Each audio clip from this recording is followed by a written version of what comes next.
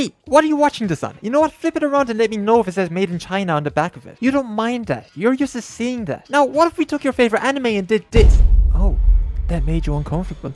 Made you move around your seat just a little bit, didn't it? We trust the Chinese with just about everything. Food, clothes, machines, plagues. But anime, you kind of only trust the Japanese to do that. Okay, cool, because one of the best anime this year, and by best I'm talking about one of those watch them all in one night type of series, comes straight out of China. In China, they tend to censor things just that little bit, and they don't really like people stepping out of line all that much. So when you hear about these sort of things, it doesn't exactly make you think that any of the art coming out of there is going to be that good. Well, that's probably right, but Link Click is one of those few anime that you can pick up and just have a straight up good time watching it. Something that feels like it only happens a few times every year. So while on my current journey through anime that involves two suspect main boys, I came across Link Click or Shiguang Daili. Anyway, it was a series that nobody was talking about, but somehow was all the way up at the number 21 spot on MAL. Well, 14 if you actually compress all that Gintama into one, but you know. And as you do with any series that looks the slightest bit interesting, yeah, I'll just check it out later.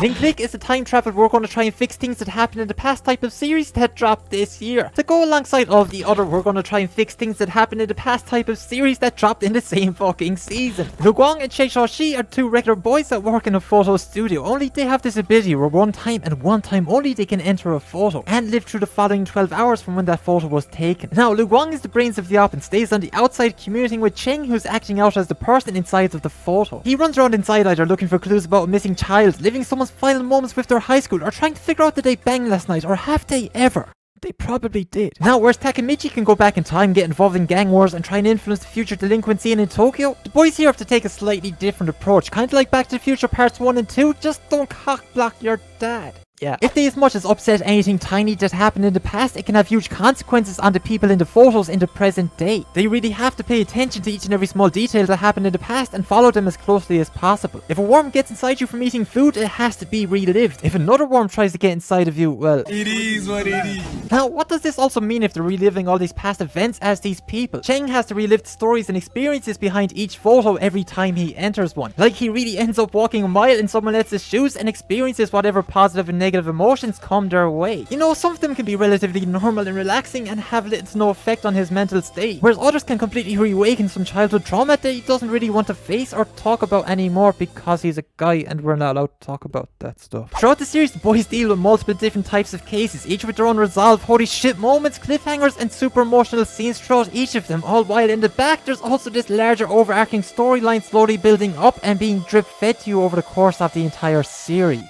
Yeah. This means you get real cliffhangers and a lot of them, because an episode can begin to wrap up and in the dying embers of those last 15 seconds or so, it bursts out of the ashes and grabs you and says, "Oh, look at this shit. I know you need to sleep and all that, but look at this fucking Velociraptor on a jet ski in episode 9, mate." Basically, it just keeps you coming back, and it's just nice to have a series that genuinely sparks your interest and doesn't make you feel guilty for clicking next episode every single time. But these aren't just your standard shonen cliffhangers where you kind of know what's going to happen next week. No. These are the sort of cliffhangers where you know the boys have an opportunity to overturn some tragic event in the past and know how difficult it will be to do so. But you have to check the next episode and the one after that. The entire series just moves at a near perfect pace. There's no real moments where things are done to squeeze out that extra minute.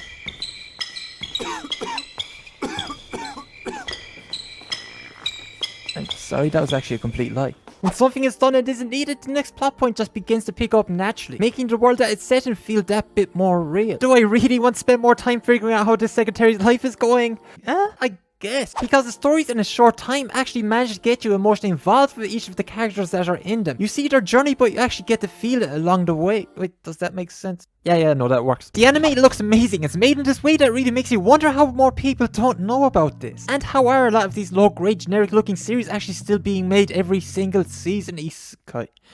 Yeah, it's isekai. The art has a rawness that completely suits the entire aesthetic that the series has. Environments actually feel alive and give the feeling that the people making this actually give a shit about what they're putting out. Even the core characters just manage to convey their personality in their design and these tiny mannerisms, and it all just works. There are still frames, but not to the extent of a trashy isekai. However, with the art, it's done in this way that allows it to hold a certain amount of energy in it. Hearing a different language in an anime than what you're used to is also a bit of a trip, but it's kind of good. Your mind keeps playing these games on you, expecting to hear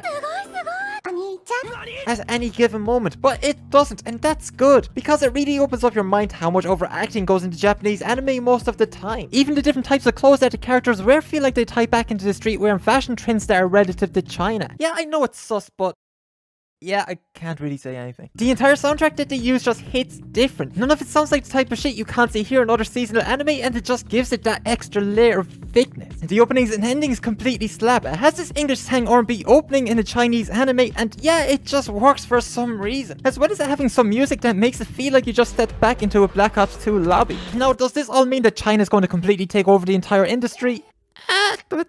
Not really. Link Click just happens to be one of the best examples of Chinese anime that happened to break through recently. I mean, it's a good show and you'll definitely have a good time watching. I mean, fuck, you'll probably even have a great time watching it. But what it definitely isn't is number 21/14 if you take away all of those Gintama on Mal. But how seriously could you ever take the Mal ratings? That would mean any popular and well-adapted shonen are instantly among the top 100 series of all time. Nah, stop it. That's just fucking crazy. I mean, just look at the shit attack they had when Fruits Basket went to number 1. The Mal ratings a lot of the time reflect nostalgia and how down bad thirsty some fan bases can be. What this will probably do is make people more aware that countries outside of Japan can actually step up and drop a good series. And this is good because you don't want one single power monopolizing and controlling an entire industry, leaving no room for competition and just pushing a shit product. I mean, that's just bad.